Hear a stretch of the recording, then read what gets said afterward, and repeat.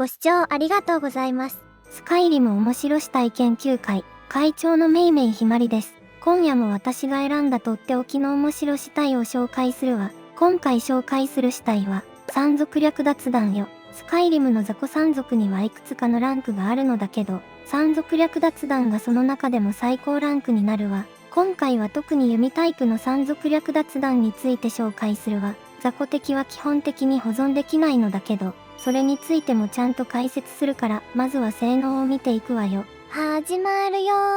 弓タイプの山賊略奪団は弓と片手武器を得意とする軽装戦士よ。彼らの最大の特徴は、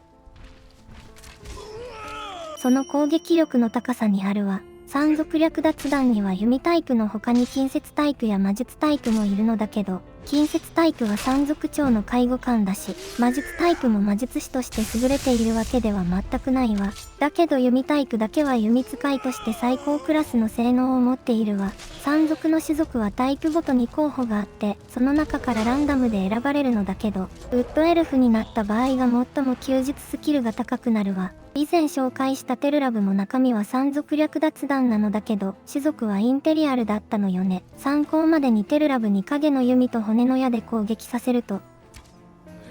はい、263ダメージになったわ。今度はウッドエルフの山賊略奪団に同じ武器で攻撃させると、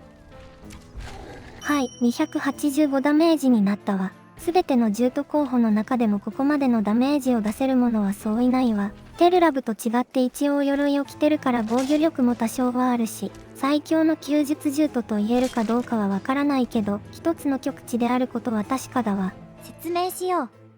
次はステータスを見ていくわよ。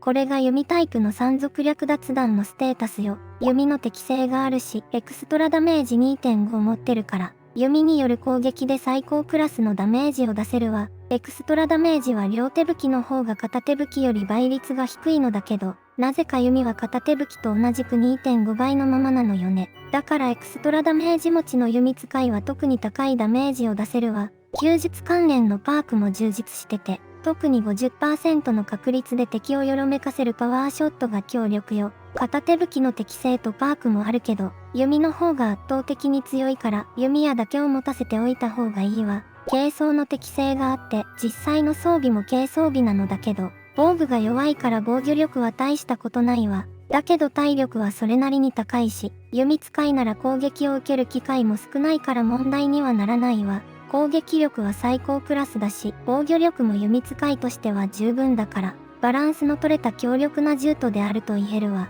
死んでくれません？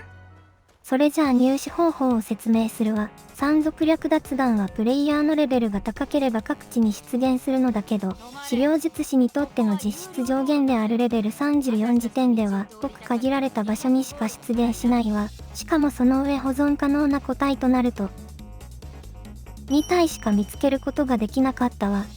1体目はミストウォッチに出現するミストウォッチ山賊よ。弓タイプの山賊略奪団が現れるのは、この城壁の上の、ここを歩いてる個体が弓タイプの山賊略奪団になるわ。ただしここの個体が山賊略奪団になるのはプレイヤーのレベルが25以上の時だから、レベルが25になるまでミストウォッチに近づいてはいけないということになるわ。厳密な距離はわからないけど、精霊の石碑に近づくだけでレベルが決まってしまうから、これはそれなりに厳しい条件よ。山賊略奪団といっても種族によって性能に微妙に差があるのだけど、狙うべきは一番弓術スキルが高いウッドエルフよ。ダークウォータークロッシングまでだったら近づいても中身が決まることはないから、レベル25になったらここでセーブして、ミストウォッチのこの位置の個体の種族をチェックして、ウッドエルフ以外が出たらリセットしてやり直せば、いずれウッドエルフの山賊略奪団が出現するわ。ちなみにミストウォッチのボスであるフオラの所持パークもミストウォッチに近づいた段階で決まるのだけど、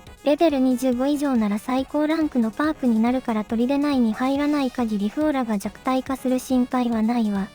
2体目はジャフェット・ホリーに出現するブラッドホーカーよ。船から降りて出口側の船の方に向かうと、最初に遭遇する個体が弓タイプの山賊略奪団になるわ。ここの敵の中身が決まるのはジャフェット・ホリーに到着した瞬間だから、もしウッドエルフじゃなかったら船に乗るところからやり直せば、いずれウッドエルフになるわ。この個体も山賊略奪弾になるのはレベル25からなのだけど、ボスであるハルディンが最高性能になるのがレベル29からだから、レベル29になってからハルディンと一緒に連れ帰るのがおすすめよ。スカイリムに帰った直後はついてきてないのだけど、ファストトラベルを繰り返せばいずれはアップしてくるわ。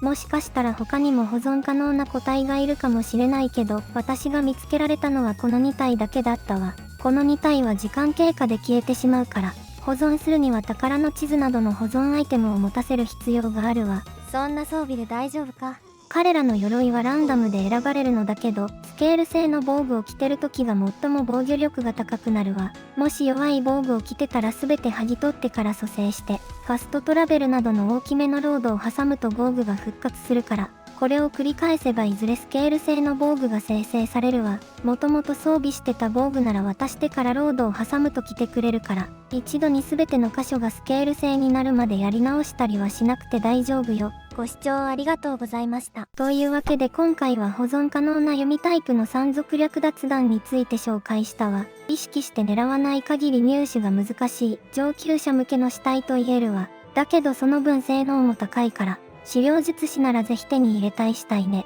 それじゃあ今回の動画はここまでよ。よかったらいいね、高評価してもらえると励みになるわ。またね。